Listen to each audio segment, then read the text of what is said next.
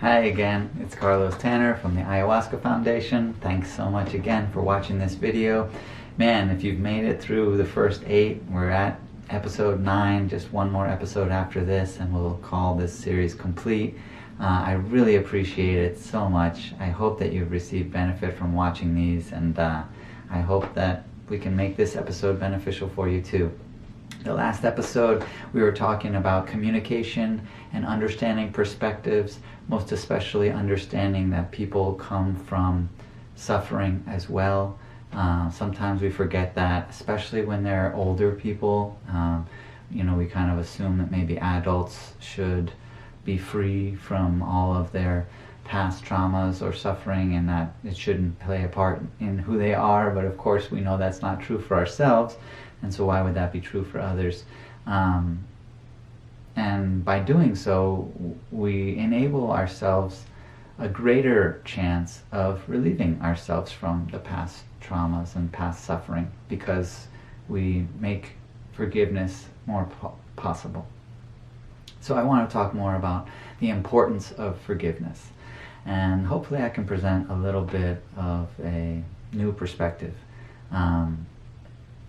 I think that it's very, very natural to use the word forgiveness in relationship to someone else. That's kind of the classic understanding, I forgive you.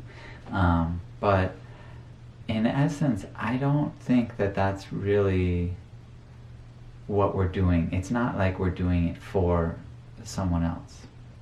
We're doing it for ourselves. And to forgive someone, or just to forgive, is really about liberating ourselves emotionally, about releasing our own confinement, our own inability to love, to liberate ourselves so that we can love again. And so we don't actually need the other person. You don't have to forgive that person.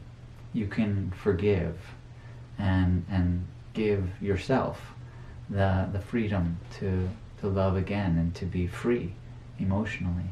And of course that's easier said than done, but I think that by looking at it in that way, as something that you give to yourself, it, I think, makes it more easy to gain the motivation needed to do that work.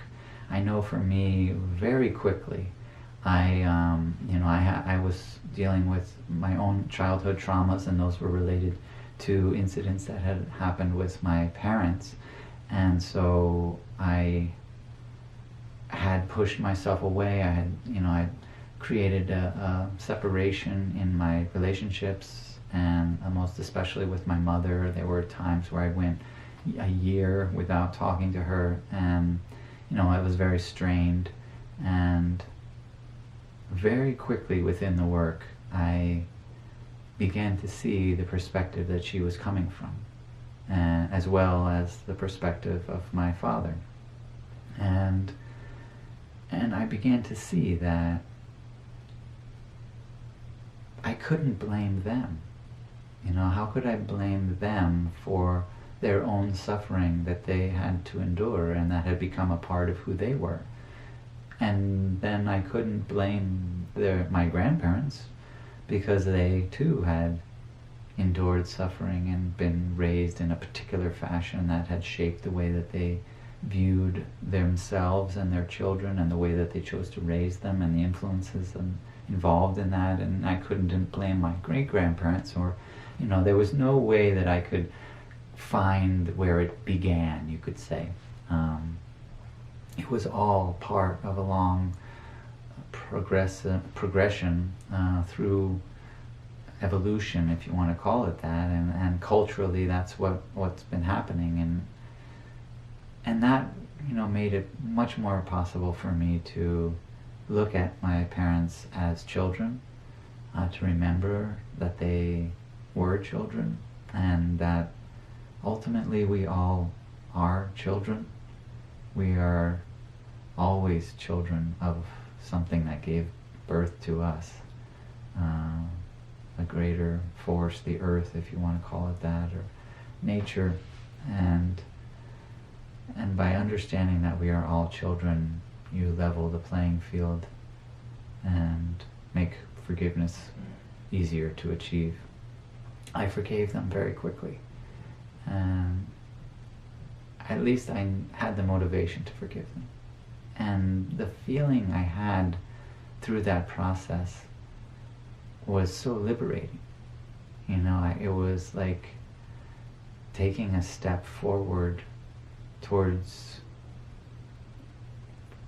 achieving your goals, reaching your destiny, you know, walking the path that you knew you were meant to walk. And every step of that process made me feel more love in my own heart, and more satisfaction in my soul, and more faith in my mind and my spirit. And it was such an important part. Now, it didn't happen like that. I had to use communication, and I had to, you know, speak with them, especially my mom, and talk through a lot of those things, and work things out. And that was a long process. That wasn't just overnight, for sure. That wasn't one ceremony. But what the ceremonies provided for me was that motivation and that faith.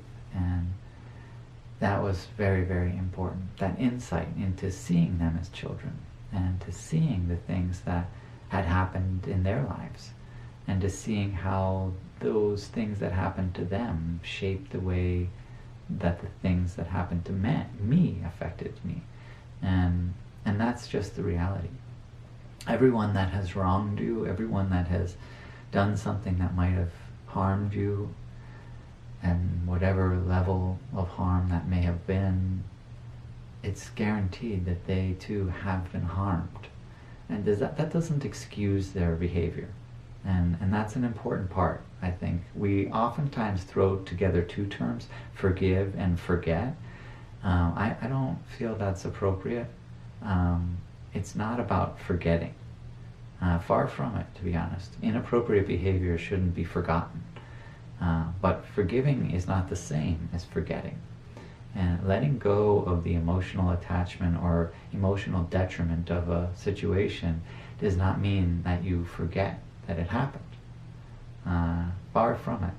It just means that you don't want to let that hold you back anymore, or to prevent you from achieving your highest good.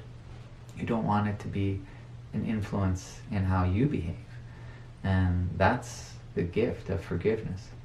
But forgetting, I don't think plays a role in that. So I didn't forget the incidents that happened in my life, except that now I speak of them without an emotional charge, without a connection that is not controlled by my own response or reaction. And that's empowering, and that's liberating, and that allows me to love myself again, and to love others, and even to love the people that were involved in making me feel a way that I didn't find benefit from. And so forgiveness is definitely key, and it's a very, very powerful tool.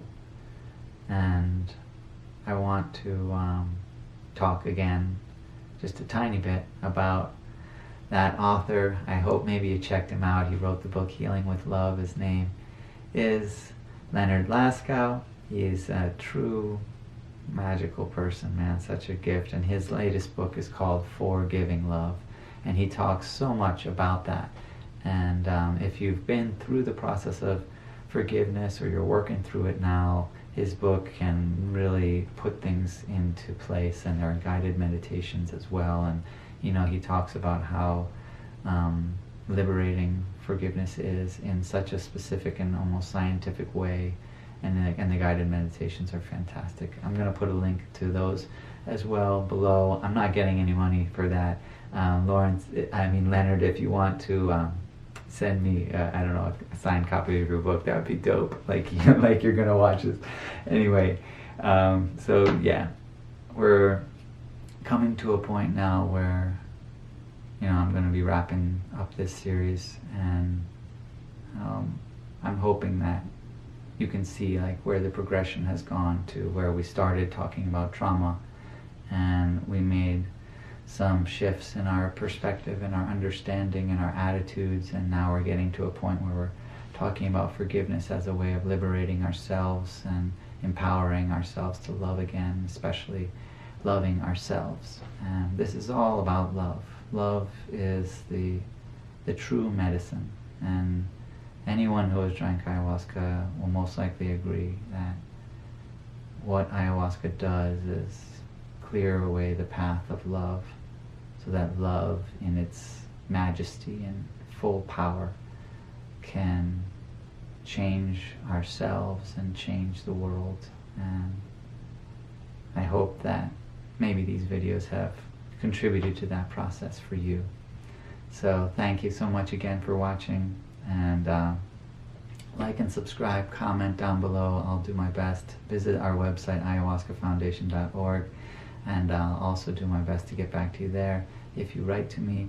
And yeah, it's real, it's happening, and it's awesome. Thanks so much. Have a great day.